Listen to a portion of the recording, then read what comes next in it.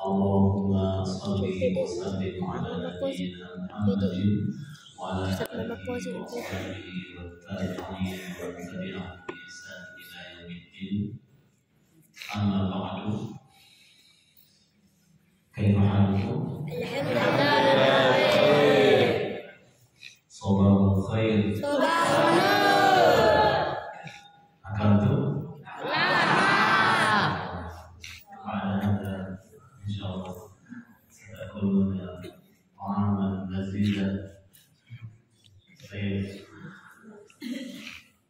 Alhamdulillah, syukurillah, ala hawla wa la quwwata illa billah. Saya sangat bersyukur kepada Allah Subhanahu wa taala dan tentunya mengajak kepada seluruh jamaah sekalian, bapak-bapak, ayah anda, semoga sehat selalu, adik-adik dan juga para asatidz yang senantiasa menemani calon-calon generasi umat Islam di masa yang akan datang, calon-calon pengganti sesepuh-sesepuh yang ada di sini khususnya dan dimanapun, calon-calon yang akan nanti menjadi generasi kader Muhammadiyah, karena kalian sedang berada di sekolahnya Muhammadiyah. Kembali saya ucapkan syukur yang sebesar-besarnya kepada Allah Subhanahu wa taala karena atas limpahan rahmat dan hidayahnya kita dapat bertemu, dan saya pribadi setelah beberapa tahun yang lalu ya, setelah belum asli lagi, ini baru pertama mengisi di masjid ini, Ustaz, di masjid yang baru ini. Sebelumnya masih di bawah sana, di aula di atas, di atas yang melahirkan itu di atas, belum jadi atau belum ada masjidnya. Jadi ini suatu kesempatan yang sangat luar biasa dan bertemu dengan adik-adik yang sangat lucu-lucu, imut-imut, tapi insya Allah ada amin-amin ya. Alhamdulillah saya bisa bersilaturahim dengan adik-adik sekalian, dan tiada lain yang tidak bukan tujuan kita di sini semua adalah dalam rangka untuk bagaimana semakin meningkatkan kualitas keimanan kita dan ketakwaan kita kepada Allah Subhanahu wa taala. Jadi adik-adik semua yang sedang berada di sini untuk menuntut ilmu itu di dalam rangka untuk nanti ke depan dan seterusnya itu bisa menjadi manusia orang-orang yang lebih baik, dan orang-orang yang lebih baik itu diwujudkan dengan tingkat ketakwaan dan keimanannya kepada Allah yang semakin baik. Kita dalam proses, semua dalam proses untuk menuju pada peningkatan keimanan dan ketakwaan kepada Allah Subhanahu wa taala. Karena tidak ada satu orang pun di dunia ini yang sudah sampai pada level ketakwaan yang paripurna, ketakwaan yang totalitas, ketakwaan yang sempurna tidak ada.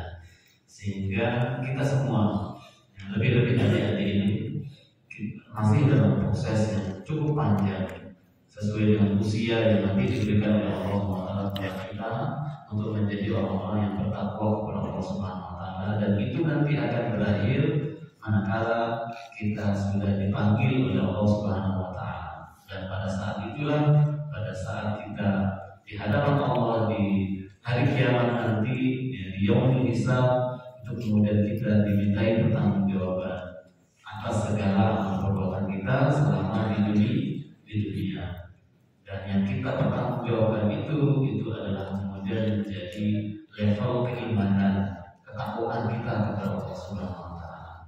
Semakin kita mampu untuk menjaga diri kita, menjaga diri itu bisa dalam bentuk melaksanakan segala perintah-perintah Allah dan senantiasa menjauhi segala larangan Allah. Jadi kita menjaga diri kita, menjaga diri kita agar tetap istiqomah untuk melaksanakan segala apa yang diperintahkan oleh Allah Subhanahu wa taala, dan menjaga diri kita juga untuk tetap istiqomah menjauhi larangan-larangan Allah Subhanahu wa taala.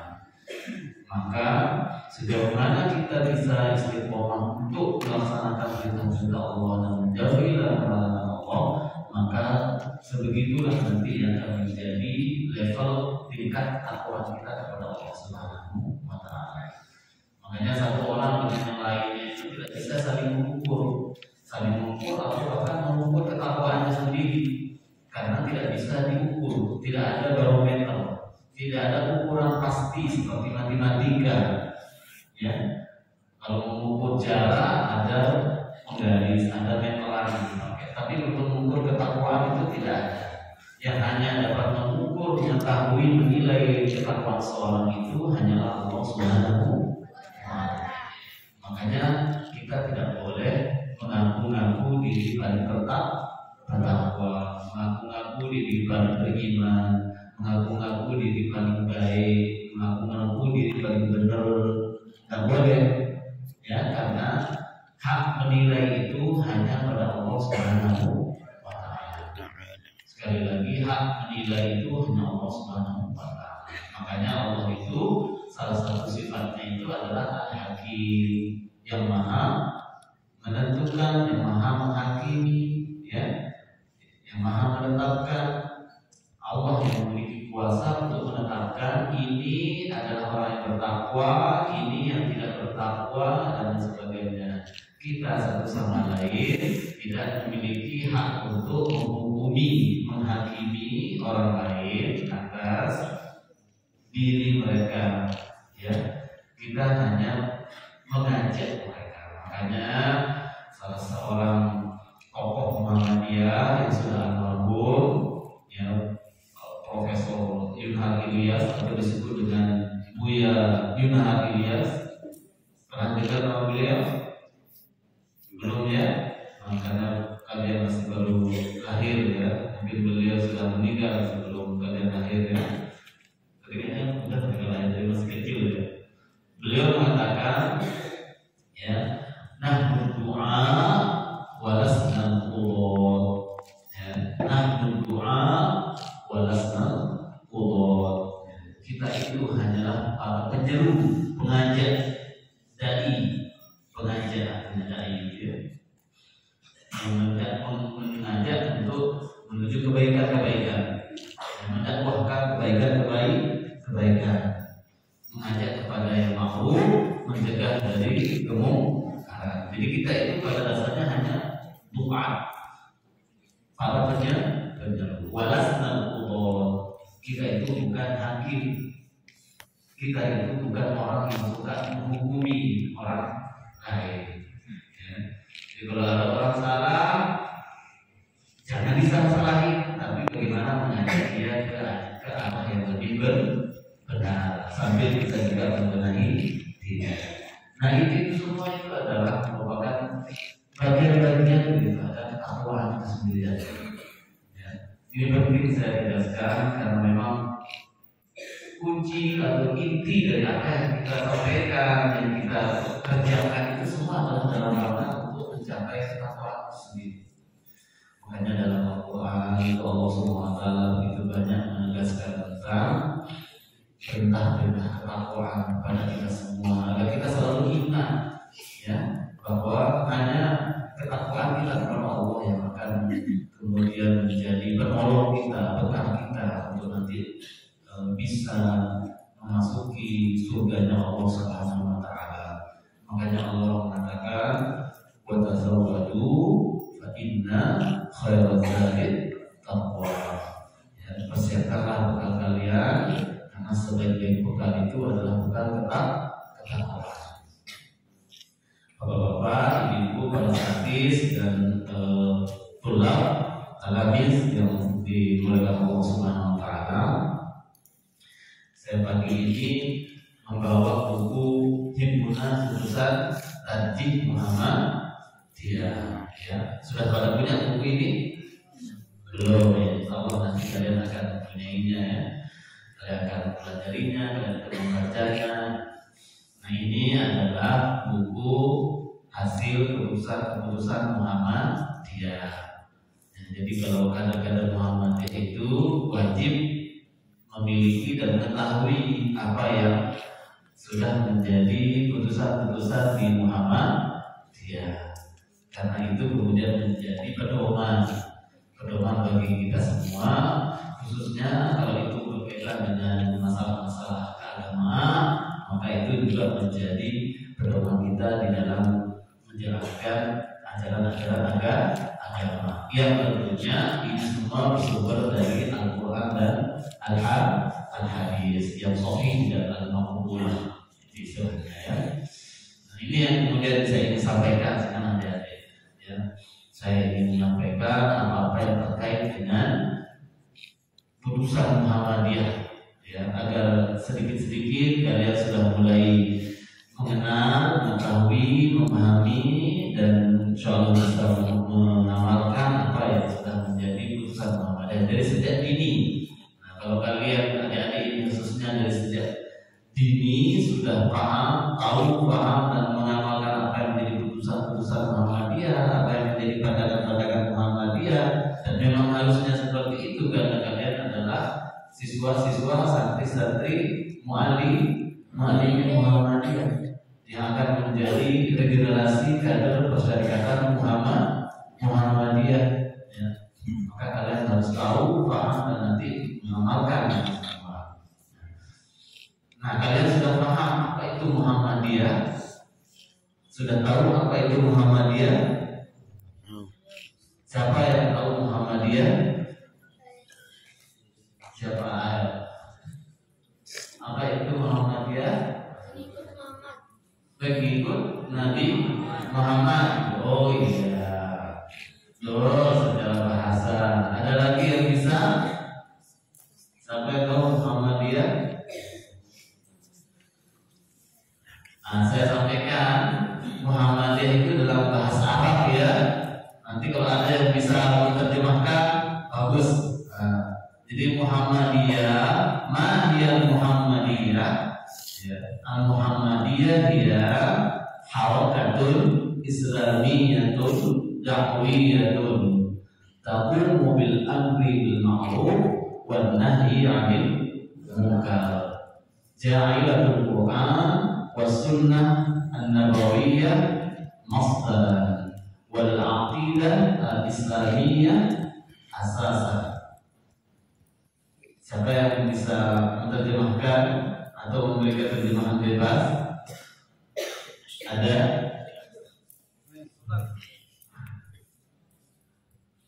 Ada harakatun islamiyatun da'wiyatun taqumu bil amri bil ma'ruf wan nahyi 'anil munkar ja'alatul Qur'an was sunnah an-nabawiyyah masdaran wal 'aqidah al-islamiyyah asasan. Apa itu maksudnya, artinya? Apa ada? Jadi Muhammadiyah itu baik ya. Jadi ini sama-sama belajar ya. Muhammadiyah itu tadi disampaikan ke siapa namanya? Yang tadi menjawab? Zuhdi. Iya. Dari mana? Dari Bima. Oke. Jadi yang disampaikan oleh si Zuhdi itu benar kalau Muhammadiyah itu diartikan sebagai atau dari segi bahasa ya. Jadi Muhammadiyah berasal dari kata nama Nabi kita sendiri yaitu Nabi Muhammad. Kemudian di belakangnya itu ada ya, itu disebut dengan ya nisbiyah yang menunjukkan kelompok, golongan ya. Maka Muhammadiyah itu bisa diartikan orang-orang yang mengikuti Nabi Muhammad. Maka semua orang yang mengikuti sunnah-sunnah Nabi, ajaran-ajaran Nabi yang bersumber dari Al-Quran dan hadis-hadisnya itu, maka mereka adalah para pengikut Nabi Muhammad. Ya, jadi jangan kemudian menganggap orang lain itu bukan pengikut Nabi Muhammad ya. Kalau mereka memang Nabi sedikit maupun banyak, mereka adalah para pengikut Nabi, ya. Lebih-lebih kita juga adalah para pengikut Nabi. Apalagi nama organisasi, nama persyarikatan yang kita pakai itu adalah nama Nabi Muhammad. Namun secara istilah, maka Muhammadiyah itu adalah gerakan harokah Islamiyah dakwiyah, ya, gerakan Islam dakwah amal ma'ruf nahi munkar, bersumber pada Al-Quran dan As-Sunnah An-Nabawiyah, ya, sunnah Nabi, dan berasaskan pada akidah Islam yang benar, yang lurus, yang sahih, gitu ya. Nah, itu Muhammadiyah, ya. Jadi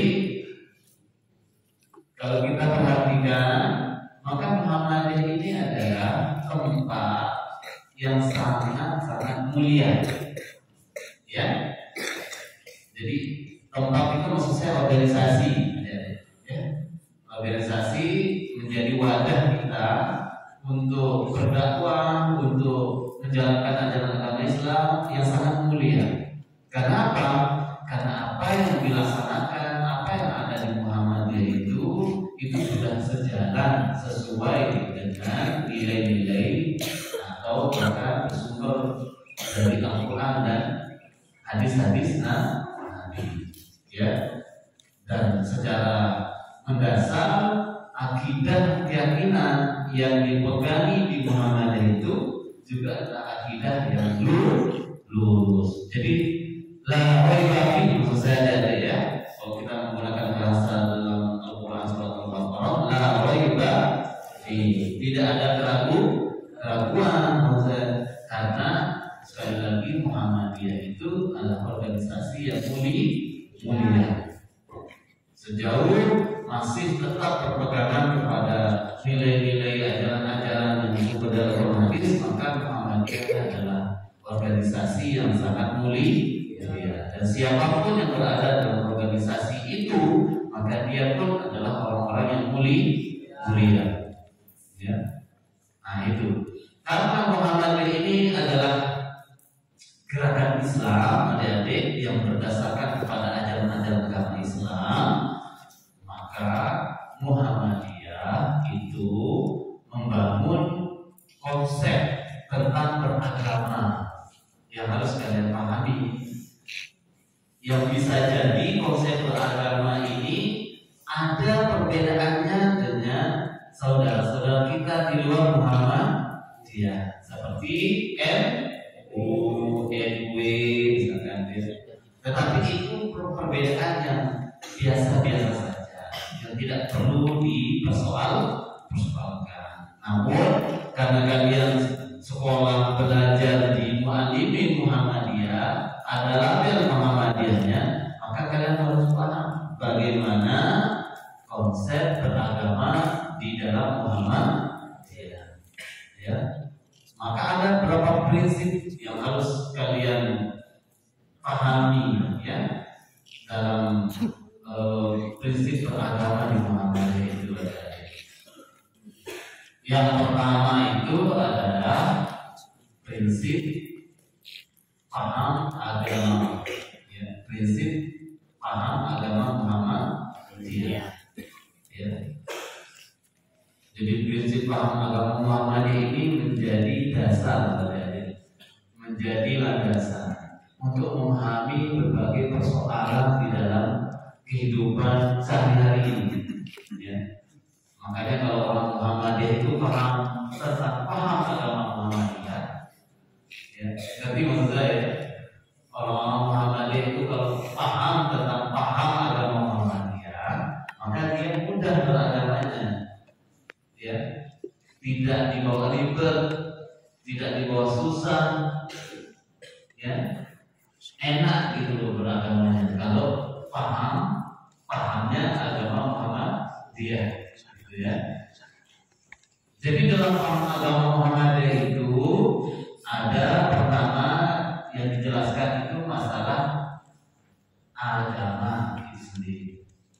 Jadi Muhammadiyah itu adik-adik, tokoh-tokoh kita, pendiri-pendiri Muhammadiyah, ulama-ulama Muhammadiyah, guru-guru di Muhammadiyah itu sudah memberikan bangunan cara beragama yang dinilai itu yang paling cocok, yang paling sesuai, itu yang paling tepat. Bukan berarti yang lain salah, ya. Bukan berarti yang lain salah.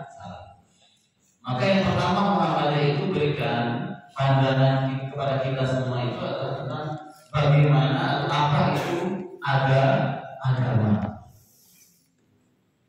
Kalau kita membaca penjelasan para ulama kita, apa sih agama itu adik-adik? Kalian ini sedang beragama atau enggak sekarang? Apa agama kalian? Apa agama Islam? Agama Islam. Apa agama Islam? Apa?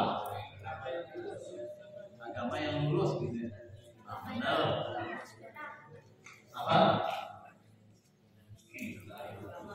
Kita semua beragama Islam ya. Tapi sejauh ini kita sudah paham bagaimana beragama Islam. Apa beragama Islam itu? Beragama benar ya. Ya benar, beragama Islam itu beragama yang benar. Jadi beragama itu adik-adik sebenarnya adalah kita menjalani ketentuan dari Tuhan. Ya. Jadi para ulama kita itu mengatakan beragama itu adalah atau agama itu adalah wad'un ilahiyun sadiqun lidzil aquli ila ma fihi min salahil ibadi dunyahu wa ukhrahu. Ya. Wad'un ilahiyun itu artinya norma-norma ketuhanan, norma-norma yang berasal dari Tuhan, aturan-aturan yang berasal dari Tuhan, yang bertujuan untuk membimbing akal pikiran manusia kepada tujuan memperoleh kemaslahatan, mencapai kebaikan di dunia dan di akhir. Itu agama. Makanya kalau kita beragama itu sesungguhnya dalam rangka untuk mencapai tujuan kebaikan, kemaslahatan untuk kehidupan kita di dunia maupun di akhir. Maka kalau ada orang beragama lalu dia menjadi tidak baik, benar enggak beragamanya? Enggak ya? Kalau ada orang yang mengaku beragama lalu atau kemudian dia menyakiti orang lain, merusak orang lain, bahkan membunuh orang lain, benar enggak beragamanya? Salah. Karena membunuh itu bukan dari kemaslahatan. Beda kalau dengan konsep peperangan, ya perang. Tapi kalau kita kan tidak sedang berpolitik perang. Ya, ini membunuh maksudnya menyakiti, ya tindakan-tindakan kejahatan, ya atau tindakan-tindakan keburukan namanya. Jadi kalau kita pahami pelajaran tadi itu, maka kalau kita tahu itu, maka beragama kita itu semestinya memberikan dampaknya menimbulkan kebaikan, ya. Maka jangan sampai kita sebagai orang yang beragama Islam, ya. Adik-adik tadi mengaku beragama Islam, ya. Dia semua beragama Islam, mengaku beragama Islam, tetapi malah memberikan mafsadat, kemudaratan, kerusakan pada orang lain. Jangan sampai, karena itu bukan tujuan daripada beragama. Ya. Maka sekali lagi kita beragama itu bertujuan untuk memberikan kebaikan kepada orang lain. Makanya kalau kita itu disuruh untuk mengajar, makanya tadi saya sampaikan di awal. Nah, doa walasna umur kita itu adalah para penyeru, pengajak kepada kebaikan, bukan para hakim yang suka menghukumi orang lain, ya. Karena cenderung kalau menghakimi orang lain itu akan membuat ketersinggungan, ya, sakit hati, lalu kemudian terjadi konflik. Jadi konflik bisa kemudian timbul perpecahan, dan itu akan merugikan kita dari segi material maupun psikologis maupun yang lain sebagainya. Maka itu harus dihindari sebisa mungkin, ya. Itu beragama, ya. Maka kalau kita lebih detail lagi, bagaimana sebenarnya beragama Islam? Nah, tadi itu beragama secara umum. Maka orang-orang yang agamanya apapun, adik-adik, entah dia beragama Kristen, Yahudi, kalau dia tahu, kalau dia punya konsep beragama yang benar, ya, kalau mereka punya konsep beragama yang benar, maka dia tidak akan mungkin untuk menimbulkan keburukan, kerusakan di muka bumi ini sekarang, apalagi sampai menyakiti orang lain atau manusia lainnya. Kalau dia punya konsep beragama yang benar, maka mulai dari diri kita sebagai orang-orang Islam atau orang yang beragama Islam, paham dulu beragama itu apa, gitu ya. Paham dulu beragama itu apa, sehingga kita nanti bisa menjadi, ya, sekelompok orang, ya, sebagaimana dalam Al-Quran itu disebutkan kuntum khairum ummah, kalian itu adalah sebaik-baik manusia. Kalau orang-orang di luar sana itu belum paham tentang beragama seperti apa, kita yang harus memahamkan beragama itu seperti apa terlebih dahulu. Nah, seperti itulah beragama itu secara mendasar, ya. Tujuannya dalam rangka untuk menciptakan kebaikan dengan menjalankan ketentuan yang telah ditetapkan oleh Tuhan. Tuhan kita siapa? Allah. Ya. Nah, maka yang kita jalankan, kalau kita adalah Tuhan kita adalah Allah, maka ketentuan-ketentuannya telah ditetapkan oleh Allah. Apa-apa yang telah ditentukan oleh Allah itu semua tujuannya adalah untuk kebaikan kita di dunia dan di akhir. Tadi saya sedikit mendengar Ustaz Amar menyampaikan hikmah saja tadi. Itu adalah kebaikan maksudnya, ya, dari apa yang telah disyariatkan oleh Allah itu. Jadi semua norma syariat yang telah ditetapkan oleh Allah Subhanahu wa taala itu tidak ada yang buruk, tidak ada yang jelek. Semuanya itu kebaikan yang ditetapkan oleh Allah. Semua kebaikan. Hanya kita sebagai manusia yang tidak tahu, tidak bisa mengambil kebaikan yang terkandung di dalamnya, tidak bisa melihat kebaikan di dalamnya. Sehingga itu yang menyebabkan kadang-kadang kita tidak siap atau bahkan ada yang menolak apa yang telah ditetapkan oleh Allah Subhanahu wa taala itu tadi. Ya. Nah, maka beragama Islam itu adik-adik di dalam pandangan Muhammadiyah di sini sudah ada disebutkan, dijelaskan, ya. Beragama Islam itu adalah, ya, alladzi ja'a bihi Muhammad sallallahu alaihi wasallam. Huwa ma anzalahu Allah fil Qur'an wa ma ja'at bihi as-sunnah as-sahihah, ya, minal awamiri wan nawahi wal irsyadat li salahil ibadi dunyahu wa ukhrahu. Itu agama Islam. Jadi agama sudah saya sampaikan, ya.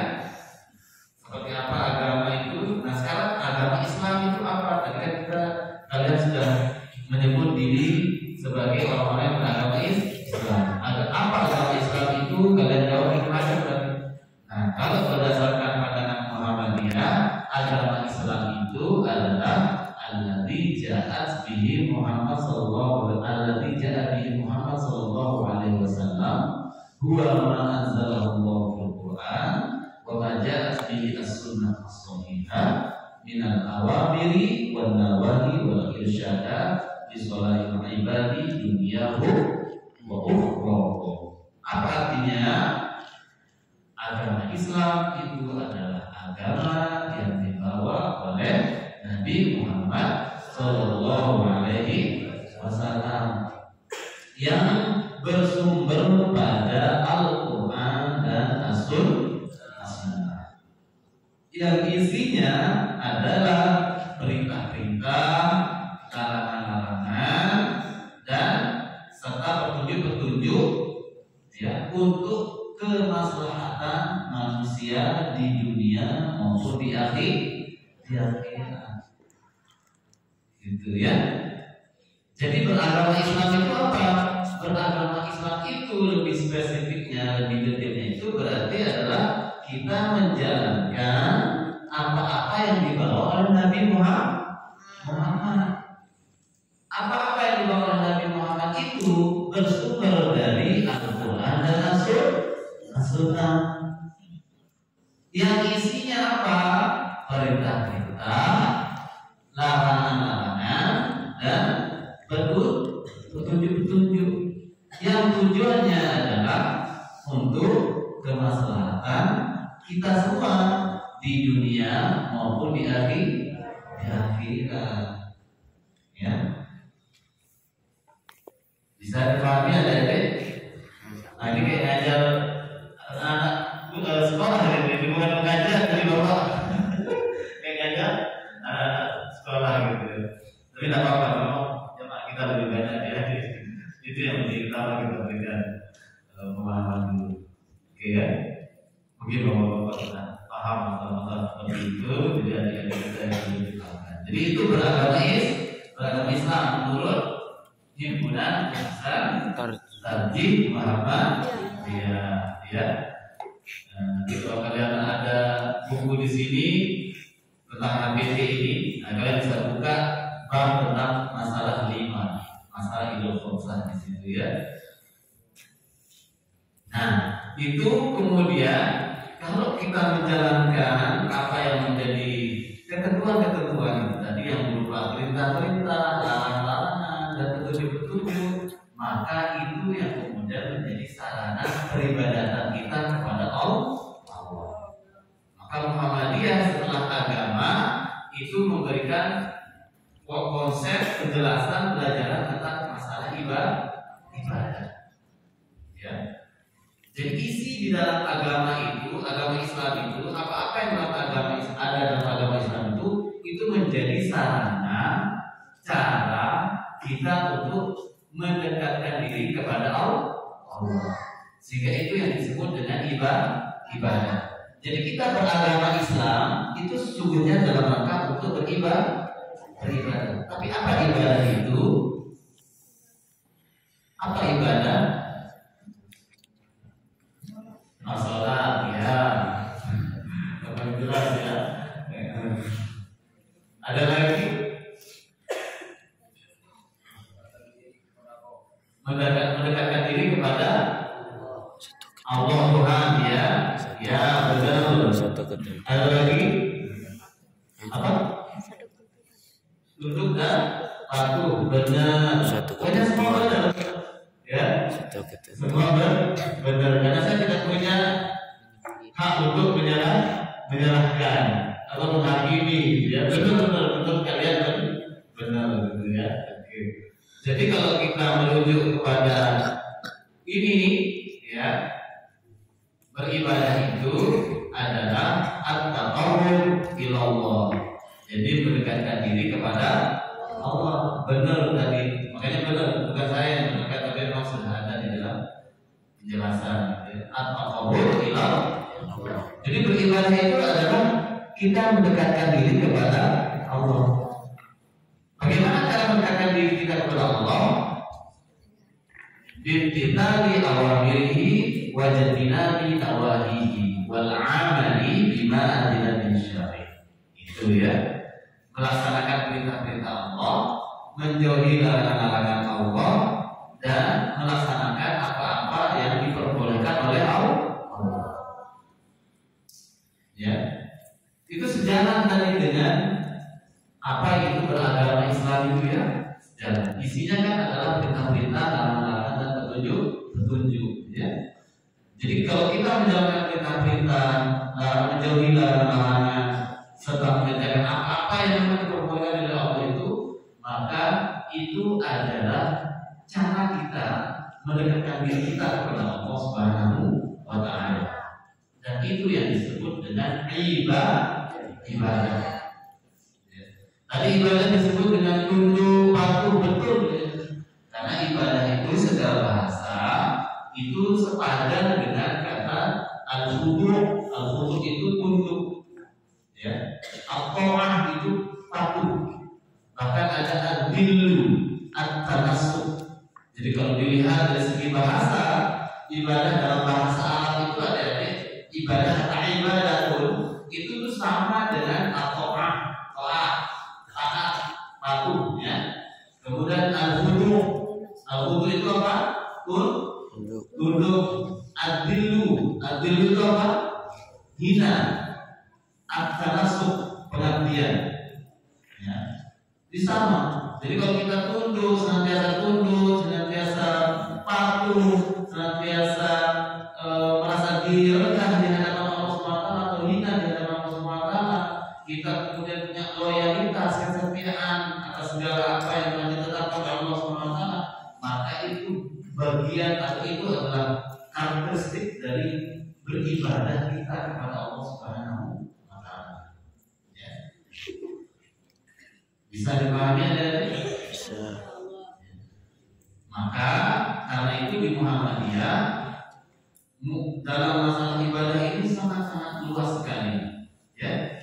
Kita semua potensi untuk masuk surga, ya. Kita semua potensi untuk masuk surga. Kalau kita mengikuti pandangan Muhammadiyah itu, pertanyaannya sekarang siapa yang tidak mau masuk surga?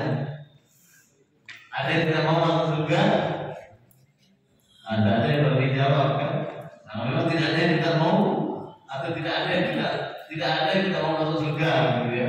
Semua ingin masuk surga. Dan kita semua potensi untuk masuk surga. Hanya sekarang mau atau enggak kita, gitu ya. Kalau kita melihat pandangan Muhammadiyah tentang masalah ibadah itu luas sekali ya. Sehingga karena luasnya kita semua potensi untuk masuk surga. Ya.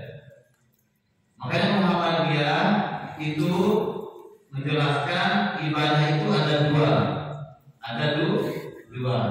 Yang pertama itu disebut dengan ibadah khusus, dan yang kedua itu disebut dengan ibadah umum. Ada ibadah khusus, ada ibadah ammah. Ya, ibadah khusus dan ibadah umum. Apa itu ibadah khusus? Ma'adadahu syari' fiha bijuz'iyat wa hay'at wa kaifiyat makhsusah. Apa-apa yang telah ditetapkan, ya, oleh Allah, baik itu berupa perilakunya, cara-caranya, bagian-bagiannya secara khusus, makanya disebut sebagai ibadah khusus. Nah, tadi disebutkan ada sholat. Nah, itulah yang masuk ke dalam ibadah khusus. Kenapa sholat masuk ke dalam ibadah khusus? Karena tata caranya, jumlahnya, waktunya, ya, perilaku cara sholatnya itu sudah ditetapkan. Di mana ditetapkan? Al-Quran maupun hadis-hadis Nabi. Al-Quran mungkin secara umum saja perintahkan sholat, tapi hadis-hadis Nabi kemudian memperinci bagaimana, seperti apa saja sholat yang harus dikerjakan.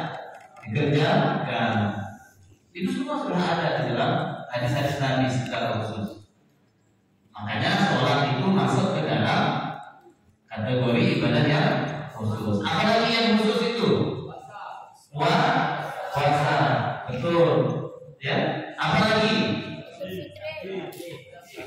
Zakat, haji, ya.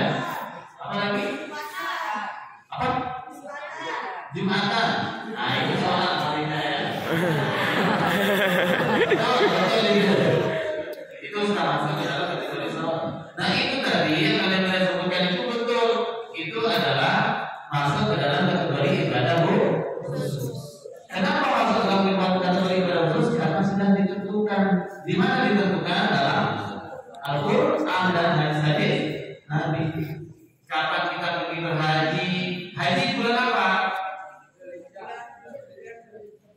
Zulhijjah ya, bukan Zulqa'dah ya. Bulan Zulhijjah. Puasa kapan? Ramadan. Puasa. Bulannya, nama bulannya bulan Ramadan. Betul. Sholat ada berapa? Yang ini maksudnya. Apa saja?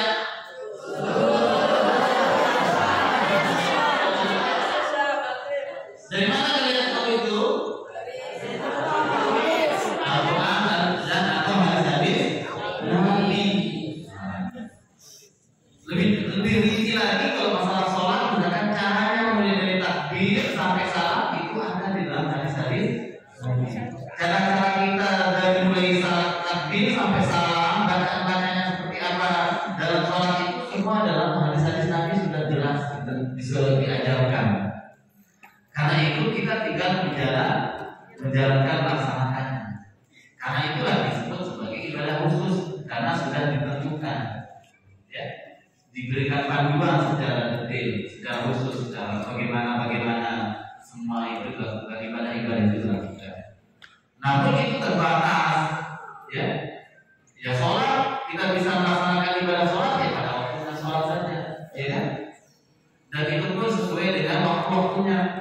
Pada dasarnya seperti itu. Subuh pada dasarnya harus dilaksanakan di waktu subuh.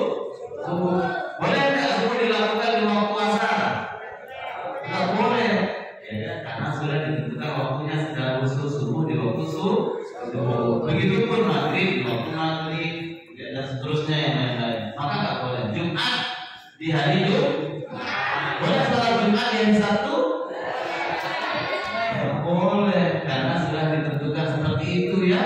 Waktu sholat Jumat di hari Jumatnya, itu maksudnya. Maka secara khusus itu. Sehingga itu terbatas ya. Kita tinggal melaksanakannya pada waktu, pada tempat, pada momen yang memang sudah ditetapkan dengan cara yang sudah ditetapkan. Tapi ada satu lagi yang tadi namanya ibadah umum. Ya, apa itu ibadah umum? Sholat berjamaah. Sholat ibadah umum itu adalah ibadah, ya, semua amalan yang diperbolehkan oleh Allah, semua aktivitas yang pada dasarnya diizinkan untuk dikerjakan oleh Allah Subhanahu wa Ta'ala, itu masuk ke dalam ibadah umum. Nah, pertanyaannya, kenapa amalan-amalan itu diizinkan diperbolehkan oleh Allah?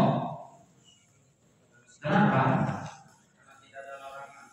Tidak ada larangan, tidak ada apa juga, tidak ada perintah, tidak ada perintahnya secara detail, tidak juga ada larangan. Itu ada di dalam Al-Quran dan hadis Nabi. Maka kalau kita menemukan yang seperti itu masuk ke dalam kategori ibadah yang bersifat umum. Ya. Nah, yang termasuk ke dalam kategori ibadah umum itu adalah semua aktivitas keduniawian kita itu ada. Ya, aktivitas keduniawian kita. Apa aktivitas keduniawian itu? Apa maksud aktivitas keduniawian itu? Aktivitas keduniawian itu maksudnya adalah al-umurul lati lam yuqra li ajlihi Muhammad sallallahu alaihi wasallam. Ya. Apa? Al-umurul lati lam yuqra li ajlihi Muhammad sallallahu alaihi wasallam. Apa maksudnya? Perkara-perkara yang tidak menjadi tugas dan tanggung jawabnya Muhammad sebagai nabi dan rasul. Itu adalah aktivitas keduniawian kita. Itu maksudnya duniawian. Ya. Nah, ini ada di dalam APT juga. Nah, cari nanti apa itu dunia. Tadi saya sudah sampaikan apa itu agama Islam, apa itu ibadah. Nah, sekarang apa itu dunia. Dunia itu tadi adalah al-umur lati lam yuqra li ajlihi Muhammad sallallahu alaihi wasallam. Perkara-perkara yang tidak menjadi tugas dan tanggung jawab Muhammad sebagai nabi dan Nah, semua perkara-perkara yang tidak menjadi tugas dan tanggung jawab Muhammad sebagai Nabi dan Rasul itu masuk ke dalam perkara duniawi. Dan perkara-perkara duniawi itu adalah masuk ke dalam kategori ibadah yang bersifat umum. Apa saja yang tersebut sebagai perkara duniawi itu, satu, masalah pendidikan, bidang pendidikan. Kalian belajar, ini kan sekarang ini masuk ke dalam kategori pendidikan ini. Ini ibadah enggak? Ibadah. Tapi ibadah yang bersifat umum. Jangan kira kalian tidak sedang beribadah sekarang ini. Ini kalian sedang beribadah loh. Tapi ibadah yang kalian sekarang laksanakan ini tidak ditentukan secara detail. Caranya seperti apa, waktunya seperti apa, sikapnya seperti apa. Kalian mau duduk seperti ini silakan, mau sedikit selonjoran juga silakan, mau pakai meja silakan, waktunya pagi, siang, sore, dan lain-lain juga silakan. Karena tidak ada ditentukan secara detail. Kita hanya disuruh untuk belajar kan menuntut ilmu ya. Menuntut ilmu, siapa menuntut ilmu? Kapan kalian menuntut ilmu? Di mana kalian menuntut ilmu? Seperti apa kalian menuntut ilmu? Itu tidak ditentukan. Karena memang Nabi tidak mengajarkan. Kalau kalian nanti belajar, kalian harus bersila. Tidak ada hadisnya maksud saya. Paham ya? Kalau kalian nanti belajar pakai meja.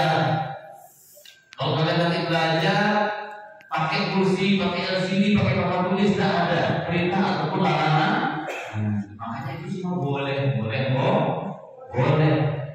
Dan itu kalau diniatkan semata-mata untuk mencari ridho Allah, maka itulah yang menjadi sabilullah, jalan menuju kepada keridhaan Allah Subhanahu wa Ta'ala. Jadi ada yang belajar menggunakan kursi, meja, dia belajar pakai itu ya semata-mata untuk saya bisa memperoleh ilmu agar saya bisa memperoleh ridho Allah Subhanahu wa Ta'ala. Mendapat pahala. Yang membuat kursi, meja itu dapat pahala. Kalau dia buat kursi semata-mata untuk mencari ridho Allah Subhanahu wa Ta'ala. Di samping dia dapat uang karena nanti diperjualbelikan, dia kemudian karena niatnya untuk kebaikan mencari ridho Allah. Kalau dia seorang muslim mukmin, dia dapat pahala yang besar dari Allah Subhanahu wa Ta'ala. Yang buat masjid ini apalagi ini buat masjid siapa? Saya aja. Tahu baik. Yang buat masjid beliau itu, ya ini beliau muslim ya, mukmin insyaallah. Kalau kemudian niatnya semata-mata lillahi ta'ala, libatillahi mawdatillah, mencari ridho Allah Subhanahu wa Ta'ala, maka ini akan menjadi wasilah sabilullah, jalan menuju pada keridhaan Allah Subhanahu wa Ta'ala sampai di akhirat nanti yang disebut dengan amal jari. Ya, itu bisa dipahami adik-adik. Nah, saya kan sudah diingatkan oleh pertama 5 menit lagi dari tadi sebanyak 5 menitnya. Ini sudah lewat 5 menit bahkan 10 menit. Ini masih panjang lebar. Harus saya sampaikan kepada adik-adik sekalian terkait masalah prinsip-prinsip ya kerangka beragama di Muhammadiyah itu, agar itu menjadi landasan dasar adik-adik nanti bisa lebih kuat untuk menjalankan segala apa yang memang semestinya kalian jalankan dalam beragama, beragama Islam itu menurut perspektif Muhammadiyah itu, khususnya yang bersumber dari Al-Quran dan As-Sunnah. Nanti kita akan sambung di lain waktu insyaallah ya. Saya kira itu pertama ya. Mudah-mudahan memberikan manfaat pada diri pribadi dan pada adik-adik dan seluruh jamaah sekalian ya.